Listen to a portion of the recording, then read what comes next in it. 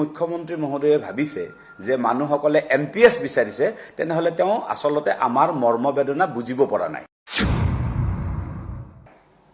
আসলতে মানুহসকলে NPS ব্যৱস্থাৰ মাজত এই কাৰণেই আছে যে UPS ব্যৱস্থাটো NPSতকৈ বেয়া।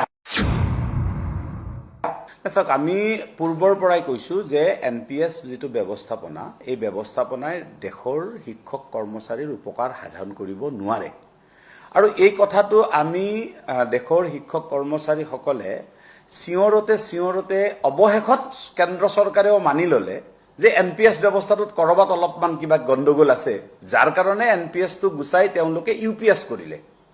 এতিয়া আমি সমস্ত ব্যৱস্থাপনাটোত দেখিছো যে UPS ব্যৱস্থাটো NPSতকৈ আৰু ভয়াবহ।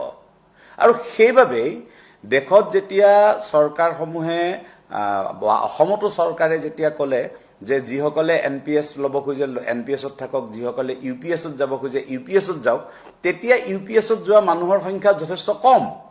এই কাৰণেই কম যে NPS ব্যৱস্থাটোতকৈ UPS ব্যৱস্থাটো ভাল নহয় বা লাভজনক নহয়।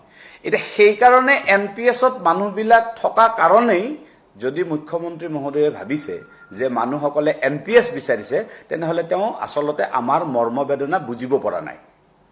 আসলতে মানুহসকলে NPS ব্যৱস্থাৰ মাজত এই কাৰণেই আছে যে UPS ব্যৱস্থাটো NPSতকৈ বেয়া। আৰু সেই কাৰণে তেওঁলোক বৰ্তমান NPSত আছে, কিন্তু তেওঁলোকে NPS বিচৰা নাই, তেওঁলোকে OPS বিচাৰি আছে। সাৰ্ভে এটা হওক, অসম চৰকাৰে এটা সাৰ্ভে কৰাৰ কাৰণে এটা পোৰ্টেল এটা খুলি দিয়ক, আমি সকলোৱে ভোটিং কৰিম, NPS লাগে নে UPS লাগে, হৈ যাব।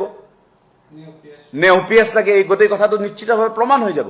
কোনো শিক্ষক কৰ্মচাৰীয়ে NPS ব্যৱস্থা বিচৰা নাই, কিন্তু এতিয়া NPS আৰু UPSৰ মাজত তুলনামূলকভাৱে UPSটো আৰু বেছি ভয়াবহ কাৰণে মানুহসকল NPSত আছে। আৰু সেইটোকেই হয়তো মুখ্যমন্ত্ৰী মহোদয়ে ভাবিছে যে যিহেতু NPSৰ পৰা আমি UPS কৰিলো, UPSলৈকে যিহেতু যোৱা নাই, গতিকে মানুহসকলে NPS বিচাৰিছে।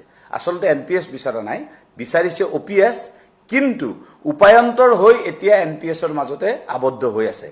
আৰু এই কথাটো সকলোৱে বুজাটো উচিত, যদি NPS ব্যৱস্থাটো একেবাৰে সৰ্বোত্তম ব্যৱস্থাই হয় তেলে কেন্দ্ৰীয় চৰকাৰে সেইটো সলনি কৰি UPS কিয় কৰিব? নিশ্চিতভাৱে কিবা গণ্ডগোল আছিল কাৰণেতো UPS কৰিবলৈ লগা হৈছে।